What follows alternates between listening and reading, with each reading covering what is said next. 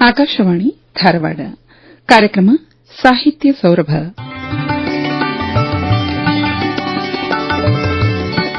ನಮ್ಮ ಒಲವುಗಳು ಮತ್ತು ಅವುಗಳನ್ನು ಬೆಳೆಸುವುದು ಹೇಗೆ, ಡಾ ಶಾರದಾ ಮುಳ್ಳೂರ್ ಅವರೊಡನೆ ಸಂದರ್ಶನ.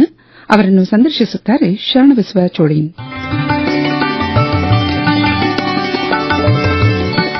ಆತ್ಮೀಯ ಕೇಳುಗರೆ, ಸಾಹಿತ್ಯ ಸೌರಭ ಕಾರ್ಯಕ್ರಮಕ್ಕೆ ಸ್ವಾಗತ. ಕೇಳುಗರೆ, ಕನ್ನಡ ಸಾಹಿತ್ಯಕ್ಕೆ ಬಹಳ ವಿಸ್ತೃತವಾದ ದೀರ್ಘವಾದ ಇತಿಹಾಸವಿದೆ. 2500ಕ್ಕೂ ಹೆಚ್ಚು ದೀರ್ಘವಾದ ಇತಿಹಾಸ ಇದೆ. ಮಹಾಕಾವ್ಯಗಳು ಆದಿ ಪುರಾಣ ಬರೆದಂತಹ ಪಂಪರಿಂದ ಹಿಡ್ಕೊಂಡು ಹೊಸ ಸಖಿಗೀತ ಬರೆದಂತಹ ಬೇಂದ್ರೆಯವರು ಈ ಒಂದು ಕನ್ನಡ ಭಾಷೆಯ ಒಂದು ಪರಂಪರೆಯನ್ನ ಮುಂದಿನ ಪೀಳಿಗೆಯವರಿಗೆ ತೆಗೆದುಕೊಂಡು ಹೋಗಬೇಕು. ಇಷ್ಟು ವೈವಿಧ್ಯಮಯವಾಗಿ ಅತ್ಯುನ್ನತ ಸ್ಥಾನದಲ್ಲಿರುವಂತಹ ನಮ್ಮ ಭಾಷೆಯ ಬಗ್ಗೆ ಹೆಮ್ಮೆ, ಒಂದು ಗರ್ವ ನಮ್ಮ ಮುಂದಿನ ಪೀಳಿಗೆಯವರು ಬರಬೇಕು. ಕನ್ನಡವನ್ನ ಉಳಿಸಿ ಬೆಳೆಸಿ ಮತ್ತೆ ಮುಂದಿನ ಪೀಳಿಗೆಗೆ ಇನ್ನೂ ಅಭಿವೃದ್ಧಿಯತ್ತ ಕೊಂಡೊಯ್ಯಬೇಕು ಅನ್ನೋ ಒಂದು ಮಹದಾಸೆ ನಮ್ದಿರ್ಬೇಕು. ಅಂದಾಗ್ಲೇನೆ ನಾವು ಕನ್ನಡ ತಾಯಿಗೆ ಸರಿಯಾಗಿ ಸೇವೆ ಮಾಡದಂಗೆ ಅಂತ ಹೇಳ್ತಾ ಇವತ್ತಿನ ನಮ್ಮ ಕಾರ್ಯಕ್ರಮದ ಅತಿಥಿಗಳು ಡಾಕ್ಟರ್ ಶಾರದಾ ಮುಳ್ಳೂರ್ ಅವರು. ಡಾಕ್ಟರ್ ಶಾರದಾ ಮುಳ್ಳೂರ್ ಅವರು ಪ್ರೌಢಶಾಲಾ ಮುಖ್ಯೋಪಾಧ್ಯಾಯಿನಿ. ಅಂದ್ರೆ ಶಿಕ್ಷಣದೊಳಗೆ ತಮ್ಮನ್ನು ತಾವು ತೊಡಗಿಸಿಕೊಂಡು ದೀರ್ಘವಾಗಿ ಸುಮಾರು 30 ವರ್ಷಗಳು ಹೆಚ್ಚು ಪ್ರಾಧ್ಯಾಪನೆಯೊಳಗ ತಮ್ಮನ್ನು ತೊಡಗಿಸಿಕೊಂಡಾರ. ಮಕ್ಕಳ ಜೊತೆಗೆ ಒಡನಾಟ ಇದೆ ಅವರಿಗೆ. ಮಕ್ಕಳಿಗೆ ಸಾಕಷ್ಟು ಕನ್ನಡ ಕಲಿಸಾರ,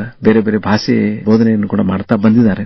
ಮತ್ತೆ ಅಭಿರುಚಿ ಅವರದು ಅಂತಂದ್ರೆ ಸಾಹಿತ್ಯ ರಚನೆ, ಕವನಗಳನ್ನ ಬರೆದಾರೆ. ಬಹಳ ವಿಸ್ತೃತವಾದ ಅನುಭವ ಕೂಡ ಅವರಿಗಿದೆ. ಇವತ್ತ ಅವ್ರ ಜೊತೆ ಮಾತಾಡ್ತಾ ಕನ್ನಡ ಭಾಷೆ ಸಿರಿವಂತಿಕೆ ಹೇಗೆ ನಮ್ಮ ಶಾಲಾ ಮಟ್ಟದಲ್ಲಿ ಒಂದು ಉತ್ಕೃಷ್ಟವಾಗಿದೆ, ಗ್ರಾಮೀಣ ಭಾಗದೊಳಗೆ ಕನ್ನಡ ಹೇಗೆ ಒಂದು ಅತ್ಯುನ್ನತವಾಗಿ ಮಕ್ಕಳ ಮನಸ್ಸನ್ನು ಗೆಲ್ತಾ ಇದೆ ಅನ್ನೋದನ್ನ ಕೇಳ್ತಾ ಅವರ ಕಾವ್ಯದ ಕುರಿತಂತೆ, ಅವರ ಕೃತಿ ರಚನೆಗಳ ಕುರಿತಂತೆ ಕೂಡ ನಾವು ಮಾತಾಡೋಣ. ನಿಮ್ಮೆಲ್ಲರ ಪರವಾಗಿ ಡಾಕ್ಟರ್ ಶಾರದಾ ಮುಳ್ಳೂರ್ ಅವರನ್ನ ಸ್ವಾಗತ ಮಾಡ್ತಾ ಇದ್ದೀವಿ. ನಮಸ್ಕಾರ ಡಾಕ್ಟರ್ ಶಾರದಾ ಮುಳ್ಳೂರ್ ಅವರೇ. ನಮಸ್ಕಾರ ಸರ್. ಆಕಾಶವಾಣಿ 75ರ ಸಂಭ್ರಮ, 75 ವರ್ಷಗಳಾಯ್ತು. ಈ ಒಂದು ಸಂದರ್ಭದೊಳಗೆ ಆಕಾಶವಾಣಿ ಬಗೆಗಿನ ತಮ್ಮ ಒಂದು 2 ಮಾತುಗಳು.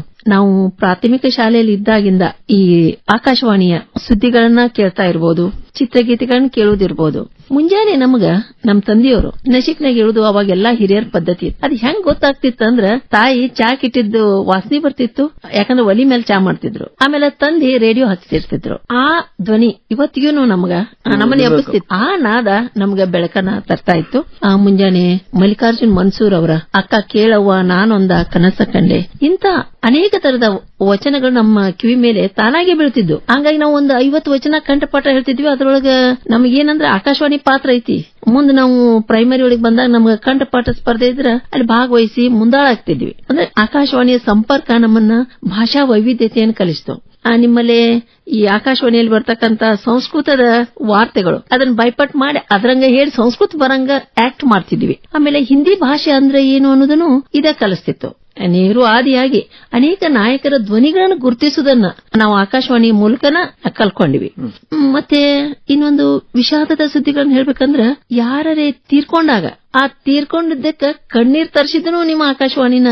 ಫಸ್ಟ್ 1994ರಲ್ಲಿ ಕುವೆಂಪು ಅವ್ರು ತೀರ್ಕೊಂಡಾಗ ನಾ ಊಟ ಮಾಡಿ ನಾವು ಮತ್ ಸಾಲಿಗೆ ಹೊಂಟಿದ್ದೆ, ಅದ ಕಿವಿ ಮೇಲೆ ಬಿತ್ತು. ಅಂದ್ರೆ ವಾರ್ತಾ ಪತ್ರಿಕೆ ಬರ್ಬೇಕಾದ್ರೆ ಅದ ರಾತ್ರಿ ಪ್ರಿಂಟ್ ಆಗಿ ಮುಂಜಾನೆ ಬರ್ತೈತಿ. ಆದ್ರೆ ನಮಗ ರೇಡಿಯೋದ ಮೂಲಕ ತಕ್ಷಣವೇ ಆ ಸುದ್ದಿಗಳು ಹೇಳೋದು ಶೈಲಿನೂ ವಿಶಿಷ್ಟ. ನಮ್ಮ ವಾರ್ತೆ ವಾಚಕರು ಡೌನ್ ಮಾಡಿ ಹೇಳ್ತಾರೆ. ಅಂದ್ರೆ ಆ ಧ್ವನಿಯನ್ನ ಕೆಳಗೆ ಮಾಡಿ ಒಂದು ದುಃಖದ ಸೂಚಕ, ವಿಷಾದದ ಸಂಗತಿ ಇದೆ ಅನ್ನೋದನ್ನ, ಅಂದ್ರೆ ಧ್ವನಿಯೊಳಗೆ ಆ ಮಾರ್ಪಾಟನ್ನು ತರುವಂತದ್ದು ರೇಡಿಯೋ. ಮತ್ತೆ ಅದ್ರ ಜೊತೆ ನೀವ್ ಏನ್ ಮಾಡ್ತಿದ್ರಿ, ಹಿರಿಯರ ಚಿಂತನೆ ಅಂದ್ರೆ ಅವ್ರ ಕುರಿತು ಮಾತಾಡ್ತಿದ್ರಿ. ಆದ್ರಿಂದ ನಮಗ್ ಏನಾಕಿತ್ತಂದ್ರೆ ಆ ಹಿರಿಯ ವ್ಯಕ್ತಿ, ನಾನು ನಿಜವಾಗಿಯೂ ರೇಡಿಯೋ ಹಿಡ್ಕೊಂಡು ಹತ್ತಿದ್ದು ಕುವೆಂಪು ಅವ್ರು ತೀರ್ಕೊಂಡಾಗ, ಹಾಮಾ ನಾಯಕ್ ಅವ್ರು ತೀರ್ಕೊಂಡಾಗ, ಮತ್ತು ದೀಪಾವಳಿಯ ಹತ್ತಿರದಲ್ಲಿ ದರ ಬೇಂದ್ರೆ ಅವರ ತೀರ್ಕೊಂಡಂತ ಸುದ್ದಿಗಳನ್ನ ಕೇಳಿದಾಗ ನಮಗೆ ಹೆಗಲು ಕೊಟ್ಟದ್ದು, ನಮ್ಮ ಕಣ್ಣೀರಿಗೆ ಸಾಥ್ ನೀಡಿದ್ದು ಯಾವ್ದಂದ್ರೆ ಆಕಾಶವಾಣಿ ರೇಡಿಯೋ. ಬಹಳ ನಮಗೆ ಹೃದಯವನ್ನು ತನಿಸಿದ್ರಿ ನೀವು. ಯಾಕಂದ್ರೆ ನೀವು ಅಂದ್ರೆ ಹೃದಯ ಕಲಕುವಂತ ಸಂಗತಿಗಳನ್ನ ಹೇಳ್ತಾ ಇದ್ದೀರಿ. ಅಂದ್ರೆ ಆಕಾಶವಾಣಿಯ ಸುದ್ದಿಗಳಿಂದ ಈ ಎಲ್ಲ ವಿಷಯಗಳನ್ನು ತಿಳಿತು ಅನ್ನೋದೇನಿದಿಲ್ಲ. ಧನ್ಯವಾದ. 75 ವರ್ಷಗಳ ಈ ಒಂದು ನಮ್ಮ ಯಾತ್ರೆ, ನಿಮ್ಮಂತ ಹಿರಿಯರು ಇಷ್ಟು ಪ್ರೀತಿಯಿಂದ ಮಾತಾಡ್ತಾ ಇದ್ದೀರಿ, ನಮ್ಗೆ ಬಹಳ ಸಂತೋಷ. 75 ನಾವು ವಸಂತಗಳನ್ನು ಕಳೆದಿವಲ್ಲ, ಆಕಾಶವಾಣಿ ಒಂದು ಸಾಂಸ್ಕೃತಿಕ ರಾಯಭಾರಿಯಾಗಿ ವಿಶೇಷವಾಗಿ ಉತ್ತರ ಕರ್ನಾಟಕದಾದ್ಯಂತ ಮನೆ ಮಾತಾಗಿರುವಂತಹ ನಮ್ಮ ವಾಣಿ ಆಕಾಶವಾಣಿ ಬಹಳ ವಿಜೃಂಭಣೆಯಿಂದ ಒಂದು ಈ ಸಮಾರಂಭವನ್ನ ಮಾಡ್ತಾ ಇದೆ. ನಮಗೆ ನಿಮ್ಮ ಮಾತನ್ನು ಕೇಳಿ ಬಹಳ ಸಂತೋಷ ಆಯಿತು. ಈಗ ಮರಳಿ ನಮ್ಮ ಸಾಹಿತ್ಯ ಸೌರಭಕ್ಕೆ ಬರೋಣ. ಡಾಕ್ಟರ್ ಶಾರದಾ ಮುಳ್ಳೂರ್ ಅವರೇ, ಒಬ್ಬ ಮಹಿಳಾ ಸಾಹಿತಿಯಾಗಿ, ಒಬ್ಬ ಮಹಿಳಾ ಅಸ್ಮಿತೆಯನ್ನು ಪ್ರತಿನಿಧಿಸುವಂತ ತಮ್ಮ ಒಂದು ಕೃತಿಗಳನ್ನು ನೋಡ್ತಾ ಇದ್ರೆ ನಮ್ಗೆ ಬಹಳ ಬೆರಗು ಅನಿಸುತ್ತೆ. ತಮ್ಮ ಒಂದು ಸಾಹಿತ್ಯ ರಚನೆಯನ್ನು ಮಾಡ್ತಾ ಇದ್ದೀರಿ. ಕವನ ಸಂಕಲನಗಳನ್ನು ಬರೆದಿರಿ. ಸಾಕಷ್ಟು ಕವನ ಸಂಕಲನಗಳು 5-6 ಕವನ ಸಂಕಲನಗಳಿದೆ. ಮೈಲಾರ ಮಹದೇವ್ ಅವರ ಮೇಲೆ ನೀವು ಪುಸ್ತಕ ಬರೆದಿರಿ. ಆರೂಢ ಪರಂಪರೆ ಅಂತಿಕೊಂಡು ಹಂಪಿ ವಿಶ್ವವಿದ್ಯಾಲಯದಿಂದ ಪುಸ್ತಕ ಪ್ರಕಟ ಆಗಿದೆ. ಅಭಿಸಾರಿಕೆ ಅಂತಿಕೊಂಡು ಅಂದ್ರೆ ರವೀಂದ್ರನಾಥ್ ಟ್ಯಾಗೋರ್ ಅವರ ಒಂದು ಗೀತಾಂಜಲಿಯಿಂದಲೂ ಕೂಡ ತಾವು ಪ್ರೇರಿತರಾದಂತವರು. ಹೊನ್ನಿಹುಳ, ನಿನ್ನ ಬೆಳೆದಿಂಗಳು, ಹಾಡಿ ಹೋಗೋ ಸಭಾದಾಗ, ಕಾವ್ಯ ಸಂಗಮ, ಗೀತೆಗಳನ್ನು ಕೂಡ ಬರೆದಿರಿ. ಸ್ವರ್ಣ ಸಾಕ್ಷಿ. ಮುಖ್ಯವಾಗಿ ಆ ಭಾಗದೊಳಗ, ಜಮಖಂಡಿ ಭಾಗದೊಳಗ ಸಾಕಷ್ಟು ಜನ ಕವಿಯತ್ರಿಯರು, ಕವಿಗಳ ಒಂದು ಮತ್ತೆ ಸಾಹಿತ್ಯಗಳ ಒಂದು ಸಂಘಟನೆಗಳನ್ನ ಅಂದ್ರೆ ಒಂದು ರಚನೆಗಳನ್ನ ಸೇರಿಸಿ ಸಂಪಾದನೆ ಕೂಡ ಮಾಡಿದಿರಿ. ಹೀಗಾಗಿ ತಾವು ಒಬ್ಬ ಒಳ್ಳೆಯ ಲೇಖಕಿಯಾಗಿ ಜಮಖಂಡಿ ಭಾಗದೊಳಗ ನೆಲೆ ನಿಲ್ತೀರಿ. ವಿಜಯಪುರದ ಅಖಂಡ ವಿಜಯಪುರ ಜಿಲ್ಲೆಯೊಳಗ ತಾವು ಬಹಳ ಹೆಸರು ಮಾಡಿದಿರಿ. ನಮಗೆ ತಮ್ಮ ಒಂದು ಸಾಧನೆ ಬಹಳ ಸಂತೋಷ ಅನಿಸುತ್ತೆ. ಈ ಒಂದು ಸಂದರ್ಭದೊಳಗ ಒಂದು ಕನ್ನಡ ಸಾಹಿತ್ಯದ ಒಂದು ಶ್ರೀಮಂತಿಕೆ ಏನಿದೆ ಅಲ್ಲ, ನಾಗಲೇ ನೀವು ಹೇಳಿದ್ರಿ ಇಷ್ಟೆಲ್ಲ, ಅಂದ್ರೆ ಹೇಗೆ ನಮ್ಮ ಭಾಷೆ ಸಿರಿವಂತವಾಗಿದೆ. ಒಂದು ಪ್ರಾಚೀನವಾದಂತಹ ಈ ಭಾಷೆ ಜಾಗತಿಕವಾಗಿಯೂ ಕೂಡ ಮನ್ನಣೆ ಪಡೆಯಬೇಕಾಗಿದೆ. ಜಾಗತಿಕ ಮನ್ನಣೆ ಪಡೆದಿರುವಂತಹ ಈ ಭಾಷೆ ಇನ್ನೂ ಹೆಚ್ಚು ಹೆಚ್ಚು ಜನರ ಮನಸ್ಸಿನ ಒಳಗ, ಹೃದಯದೊಳಗ ಹೋಗಬೇಕಾಗಿದೆ. ಈ ಕುರಿತಂತೆ ತಮ್ಮ ಮಾತು. ಕನ್ನಡ ಅಂದ ತಕ್ಷಣ ಕನ್ನಡ ಭಾಷೆ ಅನ್ನೋದನ್ನ ಒಂಥರ ರೋಮಾಂಚನ ಆ ಪದ ಕೇಳುವಾಗನ. ಅಂದ್ರೆ 2024ರ ವಿಶ್ವ ಕನ್ನಡ ಸಮ್ಮೇಳನ ಅಂದ್ರೆ ಅಕ್ಕ ಅಲ್ಲಿ ಅಮೆರಿಕದಲ್ಲಿ ನಾನು ಪಾಲ್ಗೊಂಡಿದ್ದೆ. ನೀವು ಜಾಗತಿಕ ಅಂದಾಗ ಆ ಶಬ್ದನ ಹೇಳ್ಬೇಕಾಯ್ತು. ಜಾಗತಿಕವಾಗಿ ಮನ್ನಣೆ ಪಡೆಯಬೇಕಾಗಿದೆ ಅಂದಾಗ ಅಂದ್ರೆ ಅಮೆರಿಕದಲ್ಲಿರುವ ಮಕ್ಕಳು, ಸಿಂಗಾಪುರದಲ್ಲಿರುವ ಮಕ್ಕಳು ಪಾಶ್ಚಾತ್ಯ ಭಾಷೆಯಾಗಿ ಹೆಂಗೆ ನಮ್ಮಲ್ಲಿ ಈಗ ಧಾರವಾಡ ಕರ್ನಾಟಕ ವಿಶ್ವವಿದ್ಯಾನಿಲಯದಿಂದ ಜರ್ಮನ್ ಮತ್ತೆ ಭಾಷೆಯಾಗಿ ನಾವು ಇಲ್ಲಿ ಕಲಿಸಲ್ಪಡ್ತೈತಿ ಅನೇಕ ಭಾಷೆಗಳು. ಹಂಗವರು ಕನ್ನಡವನ್ನ ತಗೊಂಡು ಇತರೆ ಭಾಷೆಯಾಗಿ ಕನ್ನಡವನ್ನ ತಗೊಂಡು ಕಲಿತಾರ ಅಂತ ಹೇಳಾಕ ನನಗೆ ಬಹಳ ಖುಷಿ ಅನಿಸ್ತದೆ. ಅದಕ್ಕಾಗಿ ಟೆಕ್ಸ್ಟ್ ಬುಕ್ ಅದಾವ ಸರ್. ಅವನ್ನ ಅಲ್ಲಿ ಇಂಜಿನಿಯರಿಂಗ್ ಜಾಬ್ ಮಾಡ್ತಕ್ಕಂಥ ಇಂಜಿನಿಯರ್ಸ್ ರವಿವಾರಕ್ಕೊಮ್ಮೆ ಕ್ಲಾಸ್ ಹೋಗ್ತಾರ. ಅವ್ರಿಗೆ ಎಷ್ಟು ಇಂಟ್ರೆಸ್ಟ್ ಐತಿ ನೋಡ್ರಿ. ಅವರು ಇಲ್ಲಿ ಕರ್ನಾಟಕದಿಂದ ಹೋದವರು. ವಿಶ್ವ ಕನ್ನಡ ಸಮ್ಮೇಳನದಲ್ಲಿ 8,000 ಜನ ಭಾಗವಹಿಸಿದ್ರು. ಅವ್ರ ಉತ್ಸಾಹ ಹೆಂಗಿತ್ತಂದ್ರ ಕನ್ನಡಕ್ಕಾಗಿ ಇಷ್ಟು ಅಂದ್ರೆ ಒಂದು ಭಾಷೆಗಾಗಿ ಏಕಕಾಲದಲ್ಲಿ ಏಕ ಪ್ರದೇಶದಲ್ಲಿ ಇಷ್ಟು ಜನ ಸಮೂಹ ಸೇರ್ತಾರ. ಅದು 3 ದಿನ. 3 ದಿನದಲ್ಲೂ ಜನದಟ್ಟಣೆಯೊಂದಿಗೆ ಕಾರ್ಯಕ್ರಮಗಳು ನಡೆದು. ಆಮೇಲೆ ಕುವೆಂಪು ಅವರೇ ಹೇಳ್ದಂಗ ಕನ್ನಡವೆಂಬುದು ಕೇವಲ ಅಕ್ಷರವಲ್ಲ ಕಣ, ಕನ್ನಡವೆಂಬುದು ಶಕ್ತಿ ಕಣ, ಕನ್ನಡವೆಂಬುದು ಮಂತ್ರ ಕಣ, ಕನ್ನಡವೆಂಬುದು ದೀಕ್ಷೆ ಕಣ, ಕನ್ನಡವೆಂಬುದು ದೈವ ಕಣ. ಒಂದ್ ಕಡೆ ಕುವೆಂಪು ಹಂಗ ಹೇಳಿದ್ರೆ ಒಂದೇ ಒಂದೇ ಒಂದೇ ಕರ್ನಾಟಕ ಒಂದೇ ಅಂತ ಬೇಂದ್ರೆ ಅವರು ಅಂದ್ರು. ಬಾರಿಸು ಕನ್ನಡ ಡಿಮ್ಡಿಮವಾ ಅಂದ್ರು. ಇವು ಒಂದೊಂದು ಸಾಲ ಹೇಳುದ್ರ ಜೊತೆ ನನಗೆ ಒಮ್ಮೆ ಈಶ್ವರ ಸನ್ಕಲ್ ಅವ್ರು ಏನ್ ಹೇಳಿದ್ರು ನೋಡ್ರಿ, ಜಗವೆಲ್ಲ ನಗುತ್ತಿರಲಿ ಜಗದಳವು ನನಗಿರಲಿ. ಈ ಕನ್ನಡಿಗರ ಒಂದು ಮನಸ್ಥಿತಿ ಇದು. ಅದನ್ನ ಅವ್ರು ತುಂಬಾ ಎತ್ತಿ ಹೇಳಿದ್ರು. ಅದನ್ನೇ ಹೇಳ್ತಾ ಇದ್ದೇನೆ ಸರ್ ನಾನು. ಕನ್ನಡ ಅನ್ನೋದು ಕೇವಲ ಅಕ್ಷರ ಅಲ್ಲ, ಕೇವಲ ವರ್ಣ ಅಲ್ಲ, ಅದೊಂದು ಸ್ವಭಾವ, ಅದೊಂದು ನಮ್ಮ ಆಚಾರ, ನಮ್ಮದೊಂದು ವಿಚಾರ, ನಮ್ಮ ಸಂಪ್ರದಾಯ. ಕನ್ನಡಿಗರು ಅಂದ ತಕ್ಷಣ ಸಾಧುಗೆ ಸಾಧು, ಮಾಧುರ್ಯಂಗೆ ಮಾಧುರ್ಯಂ, ಬಾದಿಪ್ಪ ಕಲಿಗೆ ಅಂತ ನಮ್ಮ ಜಿಲ್ಲೆಯ ಬಾದಾಮಿಯ ಕಪ್ಪೆ ಅರಬಟ್ನ ಶಾಸನ ಹೇಳ್ತೈತಿ. ಅಲ್ಲಿ ಹೇಳುದ್ರಿಂದ ಏನ್ ಅನಿಸ್ತೈತಿ ಅಂದ್ರ ಕನ್ನಡಿಗರು ಹೆಂಗದಾರಂದ್ರ ನಾವು ಚಲೋದಕ್ ಚಲೋದಿವಿ, ಸೌಮ್ಯಕ್ ಸುಮ್ಮಿರ್ತೀವಿ. ಆದ್ರೆ ನಮ್ಮ ಮ್ಯಾಲ ದಬ್ಬಾಳಿಕೆ ನಡೆದಾಗ ಅದನ್ನ ಪ್ರತಿರೋಧಿಸುವಷ್ಟು ಶಕ್ತಿವಂತರಾಗಿದ್ದೀವಿ. ಅದನ್ನ ಅನ್ಯ ಭಾಷೆಯರು ಕೂಡ ಅರಿಬೇಕು. ನಾವಷ್ಟೇ ಶ್ರೀಮಂತವಾಗಿ ನೋಡ್ರಿ. ಇವ್ರು ಹೇಳ್ತಾರಲ್ಲ ಪಂಪ, ಆರಂಕುಶ ವಿಟ್ಟಡಂ ನೆನವುದೆನ್ನ ಮನ ಬನವಾಸಿ ದೇಶಮಂ. ಎಷ್ಟು ಚೆನ್ನಾಗಿದೆ ಅಲ್ಲ. ಆರಂಕುಶ ವಿಟ್ಟಡಂ ಅವ್ರು ಹೇಳಿದ್ರು. ಹಂಗನ ನನಗೇನ್ ಅನಿಸ್ತೈತೆ ಸರ್, ಇದು ಕಲ್ಪನೆ ಅಂತಿರೋ ಏನಂತಿರೋ ಗೊತ್ತಿಲ್ಲ. ಈಗ ನೀವೆಲ್ಲ ರಕ್ತ ಚೆಕ್ ಮಾಡಿದ್ರ ಎ ಬರ್ತೈತಿ, B+ ಬರ್ತೈತಿ ಅಂತ ಅಂದ ತಕ್ಷಣ ನನಗ್ ನಾ ಹೇಳ್ತೈತಿ ನನ್ನ ಸಾಲ್ಯಾನ್ ಹುಡುಗರಿಗೆ, ನಂದು ಬಹುಶಃ ಕಟ್ ಮಾಡಿ ನೋಡಿದ್ರ ಕ ಅಂತ ಬರ್ತೈತಿ ಅಂತ ಹೇಳಿ. ಯಾಕಂದ್ರೆ ನನ್ನ ರಕ್ತದಾಗನ ಕನ್ನಡ ಬರೀ ಸಂಗಣ ಅಂತ ಹೇಳ್ತಾ ಇದೆ. ಅದ್ರೊಳಗನ ಕನ್ನಡ ಐತಿ. ಕನ್ನಡ ಅಂದ್ರೆ ಎಷ್ಟು? ಯಾಕಂದ್ರೆ ಸರ್ ನೋಡ್ರಿ, ನಮ್ಮ ಜಾರ್ಜ್ ಫರ್ಡಿನಾಂಡ್ ಕಿಟೆಲ್ ಅವರು ಫಸ್ಟ್ ಕನ್ನಡ ನಿಘಂಟನ್ನ ಮಾಡಿದವರು. ಅವರು ಜರ್ಮನ್ ಅಲ್ಲಿ ಕೊನೆ ಉಸಿರು ಬಿಡಾಕ್ ಹೇಳ್ತಾರಂತ. ನನ್ನ ಕೊನೆಯ ಆಸೆ ಏನು ಅಂತಂದ್ರ ನನ್ನ ಕೊನೆಯ ಕ್ಷಣಗಳಲ್ಲಿ ನಾನು ನನ್ನ ಕಿವಿಯ ಮೇಲೆ ಕನ್ನಡ ಪದಗಳೇ ಬೀಳ್ತಾ ಇರ್ಲಿ, ಯಾರಾದ್ರೂ ನನ್ನ ಜೊತೆ ಕನ್ನಡ ಮಾತಾಡ್ತಿರ್ಲಿ ಅಂತ ಹೇಳ್ತಾರಂತ. ಸರ, ವಿದೇಶದಿಂದ ಬಂದ ವ್ಯಕ್ತಿ ನಮ್ಮ ಕನ್ನಡದ ರುಚಿ ನೋಡಿ ಅದನ್ನ ಹೇಳ್ಬೇಕಾದ್ರ ನಿಮ್ಮ ಮನಸ್ಸಿಗೂ ಕೂಡ ಅದ ಅನಿಸಿದ್ದು, ನನ್ನ ಕನ್ನಡ ರಕ್ತದಲ್ಲೇ ಕನ್ನಡ ಹರಿತೈತಿ ಅಂದಿದ್ದು ಅದೇನೋ ಆಶ್ಚರ್ಯ ಅನ್ಸುದೇ ಇಲ್ಲ. ಡಾಕ್ಟರ್ ಶಾರದಾ ಮುಳ್ಳೂರ್ ಅವರೇ, ಅರಳು ಹೊರದಂಗೆ ಮಾತಾಡ್ಲಿಕ್ಕತ್ತೀರಿ. ಅಂದ್ರೆ ಕನ್ನಡವನ್ನ ಅಷ್ಟು ಅಪ್ಕೊಂಡಿದ್ದೀರಿ. ಜೀವನದೊಳಗೆ ಸಾಕಷ್ಟು ಸವಾಲುಗಳು ಬಂದ್ರು ಕನ್ನಡ ನಿಮ್ಮನ್ನ ರಕ್ಷಣೆ ಮಾಡದ, ಸಾಕಷ್ಟು ಸಂತೋಷ ಸಮಾಧಾನ ತಂದು ಕೊಟ್ಟದೆ. ನೀವು ಕನ್ನಡ ಮತ್ತು ಈ ಸಾಹಿತ್ಯ ಏನೈತಲ್ಲ, ಜಯಂತ್ ಕಾಯ್ಕಿಣಿಯವರು ಒಂದ್ ಕಡೆ ಹೇಳ್ತಿದ್ರ, ಕನ್ನಡವನ್ನ ನಾವು ಬೆಳೆಸ್ತೀವಂತಲ್ಲ, ಅದು ಈಗಾಗಲೇ ಬಾಳ ದೊಡ್ಡದೈತಿ. ಅಂದ್ರೆ ಯಾರೇ ತಿಳ್ಕೊಂಡಿದ್ರ ಅಂದ್ರ ಅದು ತಪ್ಪು. ಯಾಕಂದ್ರ ನಮಗದು ಖುಷಿ ಕೊಡಾಕತೈತಿ, ನಮಗೊಂದು ಹೆಸರು ಕೊಡಾಕತೈತಿ, ನಮಗೊಂದು ಅವಕಾಶ ಕೊಡಾಕತೈತಿ. ಮತ್ತ ಒಂದ್ ಕಡೆ ನನಗ್ ಕನ್ನಡಿಗ ಆಗಿದ್ದಕ್ಕೆ ಹೆಮ್ಮೆ ಪಡ್ತೀನಿ. ನಿಮ್ಮ ಒಂದು ರಚನೆಗಳೇನಿದೆಲ್ಲ, ಕಾವ್ಯ ಬರೆಯುವಂತದ್ದು ತಮ್ಮದೊಂದು ಬಹಳ ಅಚ್ಚುಮೆಚ್ಚಿನ ಸಂಗತಿ. ಕಾವ್ಯದೊಳಗೆ ನೋಡ್ರಿ, ಈಗ ಸಣ್ಣ ಎಂಥ ಒಂದು ನಮ್ಮ ಮನಸ್ಸಿನ ತುಮುಲುಗಳನ್ನ, ಹೃದಯದ ಭಾವನೆಗಳನ್ನ ಸಾಕಷ್ಟು ಸಮುದ್ರಷ್ಟು ಇರ್ತಾವ. ಯಾರು ಹೇಳ್ಕೊಳ್ಳಿ, ಯಾರು ಬಿಡ್ಕೊಳ್ಳಿ, ಯಾರಿಗೆ ಬಿಡ್ಲಿ ಅಂತ ಇರ್ತಾವ. ಆದ್ರೆ ಕವನದೊಳಗ ಒಂದ್ 5-6 ಸಾಲುಗಳೊಳಗೆ ಹೇಳ್ಬಿಡ್ತೀವಿ ನಾವು. ಅದನ್ನ ಓದ್ತಾ ಹೋದಂಗೆಲ್ಲ ಪುನರ್ ನೆನಪು ಮಾಡ್ಕೋತೀವಿ ನಮ್ಮ ಒಂದು ಸಂಗತಿಗಳನ್ನ. ಅದು ಅಂತ ಒಂದು ಶಕ್ತಿ ಕಾವ್ಯಕ್ಕಿದೆ. ತಮ್ಮ ಕಾವ್ಯ ರಚನೆ ಬಗ್ಗೆ ಒಂದೆರಡು ಮಾತು. ನಾನು ಪ್ರಾರಂಭದಲ್ಲಿ ಪ್ರಾಥಮಿಕ ಶಾಲೆಯಲ್ಲಿದ್ದಾಗ ನಿಮ್ಮ ಆಕಾಶವಾಣಿಯಲ್ಲಿ ಬರ್ತಕ್ಕಂತ ಅಂದ್ರೆ ಉಕ್ತ ಲೇಖಂತರ ನಾವು ಹೇಳ್ತೀವಿ, ನೀವು ಬರ್ಕೋರಿ ಅಂತ ಒಂದೇನೋ ಕಾರ್ಯಕ್ರಮ ಬರ್ತಿತ್ತು. ಅವಾಗ ಬರ್ಕೋತಿದ್ವಿ, ಹಾಡ್ತಿದ್ವಿ. ಬಹುಶಃ ಆ ಹಾಡಿನ ಗುಂಗು ನಮಗ್ ಹಚ್ಕೋತ ಹೋತ ಏನೋ. ನಾನು ನಿಮ್ಗ ಹೇಳ್ಬೇಕಂದ್ರೆ ನಾನು 4ನೇ ಇದ್ದಾಗ ಬರ್ದಿದ್ದು ಅದ ಹ್ಯಾಂಡ್ ರೈಟಿಂಗ್ ಇದ್ದ ಬುಕ್ಸ್ ನಮ್ಮ ಮನೆಯಲ್ಲಿ ಅದಾವ. ನಾನು ಇವಳ ಗೆಳತಿ, ಇವಳು ನನ್ನ ಗೆಳತಿ, ಇವಳು ಕೊಟ್ಟಳು ಪುಟಾಣೆ, ಇವಳು ಬಹಳ ಜಾಣೆ. 4 ಸಾಲಿಂದ ನಿಮ್ಮನ್ನ. ಹೀಗೆ ಪ್ರಾರಂಭವಾದಂತದ್ದು ಏಕಾಂಗಿ 1994ರಲ್ಲಿ ಬಂತು ಸರ್. ಅದ ಏಕಾಂಗಿಯಲ್ಲಿ ಅಂದ್ರೆ ಸ್ವಲ್ಪ ಇವರು ಆಧ್ಯಾತ್ಮಿಕ ಒಂದು ಸ್ಪರ್ಶ ಹೆಂಗ್ ಸಿಕ್ತಿತ್ತಂದ್ರೆ ನಾವು ಬಾಲ್ಯದಲ್ಲಿ ಪ್ರವಚನಕ್ಕೆ ಹೋಗಿ ಕೂಡ್ತಿದ್ವಿ. ಆಮೇಲೆ ಅವಾಗಿನ ಬಹುಶಃ ವಾತಾವರಣನೂ ಹಂಗಿತ್ತು, ಕೇಳುವುದು ನೋಡುವುದು ಎಲ್ಲಾನು ಅದೇ ಆಗಿತ್ತು. ಹಾಗಾಗಿ ಆ ಏಕಾಂಗಿ ನಾವು ಅಂತ ಬರದೆ ಮಕ್ಕಳ ಕವನಗಳು ನೀರಜ ಅನ್ನೋದು ಅದು ರಾಜ್ಯದಲ್ಲಿ ಒಂದೇ ಮಗುವನ್ನು ಕುರಿತು ಬರೆದಂತ ಕೆಲವು ಪುಸ್ತಕ ಸಿಗ್ತಾವ ಸರ್. ಈಗ ಉದಾಹರಣೆಗೆ HS ವೆಂಕಟೇಶ್ ಮೂರ್ತಿಯವರ ಸೋನಿ ಪದ್ಯಗಳು ಅಂತ ಐತಿ. ಅದು ಸೋನಿ ಒಬ್ಬಕ್ಕಿನ್ನ ಇಟ್ಕೊಂಡು ಇಡೀ ಪುಸ್ತಕ ಹಾಕೈತಿ. ಹಂಗ ನೀರಜ ಒಬ್ಬವನ್ ಮೇಲೇನೆ ಇಡೀ ಕವನಗಳು ಬರ್ತಾವ. ಅದೇ ಮಗುವಿನ ಸಣ್ಣ ಸಣ್ಣ ಕವನಗಳದಾವ. ಅದಕ್ಕ ಶಿವ್ ಹೂಗಾರ್ ಅವರ ರೇಖಾಚಿತ್ರಗಳು ಪೂರಕವಾಗಿ. ಅಲ್ಲೇ ಒಂದು ಕವನದಲ್ಲಿ ಹೇಳ್ತಾನ, ಅಜ್ಜನಿಗೆ ಸಂಭ್ರಮ ತನ್ನ ನಿವೃತ್ತಿಗೆ ಮೊಮ್ಮಗ ಜೊತೆಯಾದನೆಂದು, ಅಜ್ಜಿಗೆ ಸಂಭ್ರಮ ತನ್ನ ಕಿರಿಕಿರಿ ದೂರ ಐತೆಂದು. ಅಂದ್ರ ಅಜ್ಜ ಅಲ್ಲಿ ಹೋದ್ ಬಿಡು ಅಂತ ಹಿಂಗ. ಆಮೇಲೆ ಈ ತರ ಒಂದು ಸಣ್ಣ ಸಣ್ಣ ಇವನ ಅಂದ್ರ ಅವನಿಗೆ ಮಗುವಿಗೆ ಜಲ್ಲರಿ ಹಾಕಿ ಗೋಟ್ ಕಟ್ಟಿ ಇವು ಎಲ್ಲ ಸಿಂಗಾರ ಮಾಡಬೇಕಾಗಿಲ್ಲ. ಅವನು ಬತ್ತನೆ ನಿಲ್ಲಿಸಿದ್ರು ಕೂಡ ಪುಟ್ಟ ಬಾಹುಬಲಿ ಆತರ. ಅಂದ್ರೆ ಮಗುವಿಗೆ ಸಿಂಗಾರದ ಅವಶ್ಯಕತೆ ಇಲ್ಲ ಯಾವತ್ತೂ ಅದು. ಆಮೇಲೆ ಗುಡಿಗೆ ಹೋದರು ಮಗು ಯಾವಾಗ್ಲೂ ಸುಂದರ ಸುರಸುಂದರ. ಗುಡಿಗೆ ಹೋದರು ಯಾವ ದೇವರು ಯಾರಿಗೆ ನಮಸ್ಕರಿಸಿರೋ ನನಗೆ ಗೊತ್ತಾಗಲಿಲ್ಲ. ಅಂದ್ರೆ ಒಳಗಿದ್ದ ದೇವರು ನಾ ಎತ್ಕೊಂಡಿದ್ದ ದೇವರು. ಮಗು ದೇವ ಸ್ವರೂಪ ಅಲ್ಲ, ಕರೆನ.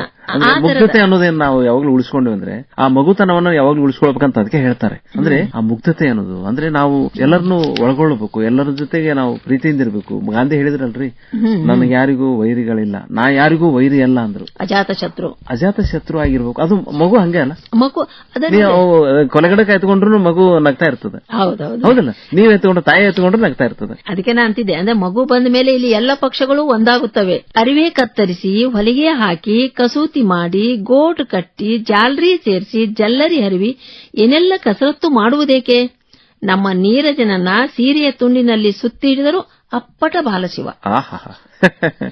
ನೀರಜ ಸ್ನಾನ ಮಾಡುವಾಗ ಡಬ್ಬ ಬಿದ್ದು ಕಪ್ಪೆಯಾಗಿ, ಚಿತ್ತ ಬಿದ್ದು ಮೀನಾಗಿ, ಎದ್ದು ಕುಳಿತು ಮೊಲವಾಗಿ, ಎಲ್ಲೆಡೆ ನೀರೇ ನೀರು. ಮತ್ತೆ ನೀರಜನ ಒಂದು ಜೀವನ ಚರಿತ್ರೆ ಬರೆದ್ಬಿಟ್ಟಿದೆ. ಅಂದ್ರೆ ಮಗುವಾಗಿದ್ದಾಗ ಹೇಗೆ ಒಬ್ಬ ಬಾಲಕ ವಿಭಿನ್ನ ಆಯಾಮಗಳಲ್ಲಿ ವಿಭಿನ್ನ ಮಜಲಗಳನ್ನ ಅನುಭವಿಸ್ತಾರ, ವಿಭಿನ್ನ ಆನಂದವನ್ನ ಅನುಭವಿಸ್ತಾರ. ಸರ್ಗದ ಜೊತೆ ಹೆಂಗೆ ಪ್ರೀತಿಯಿಂದ, ಮನೆಯವ್ರ ಜೊತೆ ಹೆಂಗೆ ಒಡನಾಟ ಇರ್ತದ, ಎಷ್ಟು ಚೆನ್ನಾಗಿ ಬರ್ತದೆ. ಖುಷಿ ಆಯ್ತು. ಈ ಅಭಿಸಾರಿಕೆ ಅಂತಿದೆ ನಿಮ್ದು. ನಮಗೆ ರವೀಂದ್ರನಾಥ್ ಟ್ಯಾಗೋರ್ ಅವರು ಗೀತಾಂಜಲಿಯಿಂದ ಪ್ರೇರಿತವಾದಂತಹ ಇದು ಪುಸ್ತಕ ನಮ್ಗೆ ಬಹಳ ಒಂದು ಕುತೂಹಲವನ್ನು ಕೆರಳಿಸ್ತದೆ. ಯಾಕಂದ್ರೆ ನೊಬೆಲ್ ಪ್ರಶಸ್ತಿ ವಿಜೇತರು, ಅಂತಾರಾಷ್ಟ್ರೀಯ ಪ್ರಶಸ್ತಿ ಪಡೆದಂತಹ ರವೀಂದ್ರನಾಥ್ ಟ್ಯಾಗೋರ್ ಅವರು, ಆ ಟ್ಯಾಗೋರ್ ಅವ್ರ ವ್ಯಕ್ತಿತ್ವನ ಅಂತದ್ದು. ನಮ್ ನೆನಪಾದ್ರೆ ನಮ್ಗೆ ಒಂಥರ ಮೈ ರೋಮಾಂಚನ. ನೀವು ಅವರು ಒಂದು ಗೀತಾಂಜಲಿಯಿಂದ ಪ್ರೇರಿತರಾಗಿ ಬರೆದಂತಹ ಅಭಿಸಾರಿಕೆ ನಮ್ಗೆ ಬಹಳ ಇಷ್ಟ ಆಗುತ್ತೆ. ಏನದು? ಆ ಗೀತಾಂಜಲಿಯಲ್ಲೂ ಕೂಡ ರವೀಂದ್ರನಾಥ್ ಟ್ಯಾಗೋರ್ ಅವರು ತಮ್ಮ ಮತ್ತು ದೇವರ ಮಧ್ಯದಲ್ಲಿರುವ ಪ್ರೀತಿ ಎಳೆತವನ್ನ ಹೇಳ್ತಾ ಹೋಗ್ತಾರೆ. ಪ್ರೀತಿ ಅಂದ್ರೆ ಎಲ್ಲರಿಗೂ ಆಪ್ಯಾಯಮಾನವಾದಂತಹದ್ದು. ಅದು ಪ್ರೀತಿಗೆ ನಾನಾ ತರದ ಮುಖಗಳದಾವ. ಅದಕ್ಕೆ ನಾನು ಅದನ್ನು ಓದಿದ್ಮೇಲೆ ನನಗನಿಸ್ತು, ನಾನು ಹುಟ್ಟುವುದಕ್ಕಿಂತ ಮುಂಚೆಲೇ ಈ ಜಗತ್ತಿಗೆ ಬಂದು ಪ್ರೀತಿ ಒಂದು ಕಾಯುತ್ತಿದೆ ನನಗಾಗಿ. ಹೌದಲ್ರಿ? ಎಂತ ಮಾತು. ಅದಕ್ಕೆ ಆ ಒಂದು ನಿರೀಕ್ಷೆ ನಮಗೆ ಇತ್ತಂದ್ರೆ ನಮಗೆ ಭಯ ಅನ್ನೋದಿರೋದಿಲ್ಲ. ಇಲ್ಲ, ಭಯ ಅನ್ನೋದೇ ಇಲ್ಲ. ಆ ಒಂದು ಕಲ್ಪನೆಯಲ್ಲಿ ನನಗೆ ಬಂದಂತಹ ಸಂದರ್ಭಗಳನ್ನ ಇಲ್ಲಿ ಅಭಿಸಾರಿಕೆಯಲ್ಲಿ ಹೇಳಿದೆ. ಒಂದು ನಮಗ ವಿವರಿಸ್ಬಿಟ್ಟು ಆ ಕವಿತೆಯಲ್ಲಿ ಅಂದ್ರೆ ಅಭಿಸಾರಿಕೆ ಇದು ಗದ್ಯ ರೂಪದ ಒಂದು ಕವಿತೆಯ ಮಾದರಿಯಲ್ಲಿ ಹೋದಂತ ಒಂದು ಸಾಲು. ನನ್ನ ಮನೆಯ ಕೆಲಸ ಮಾಡುವ ಹುಡುಗನಿಗೂ ನಿನ್ನದೇ ಹೆಸರಿಟ್ಟಿದ್ದೇನೆ. ದೇವರಿಗೆ ಆ ಹೆಸರು ಕರೆಯುವಾಗಲೆಲ್ಲ ನಿನ್ನದೇ ನೆನಪಾಗುತ್ತದೆ. ಹೊಲದಿಂದ ಕೆಲಸ ಮಾಡಿ ಬುಟ್ಟಿ ತುಂಬಿಕೊಂಡು ಹೋಗುವ ಆ ಜನರ ದುಡಿಮೆಗಾರರ ಸಂಭ್ರಮ ನನಗೂ ಬೇಕೆನಿಸುತ್ತದೆ. ಆದ್ರೆ ಹಿಂದೆ ನೀನು ಇದ್ದೀಯಾ ಎಂದು ಕಾಯುತ್ತೇನೆ. ನೀನು ಕಾಣಿಸುವುದಿಲ್ಲ. ಬುಟ್ಟಿ ತುಂಬಾ ಅವರು ಖುಷಿ ಹೊತ್ತುಕೊಂಡು ಸಾಗಿದ್ದಾರೆ. ನಾನು ಮತ್ತೂ ಆ ಕತ್ತಲೆಯಲ್ಲಿ ನಿನಗಾಗಿಯೇ ಕಾಯುತ್ತೇನೆ. ನೀನುಟ್ಟ ದೋತುರದ ಚುಂಗು ನನಗೆ ಕಾಣಿಸುತ್ತದೆ, ನೀನು ಕಾಣದಂತೆ ನನಗಾಗಿ ಕಾಯುತ್ತಿರುವುದು ಗೊತ್ತಾಗುತ್ತದೆ. ಈ ತರ ಇರಬಹುದು.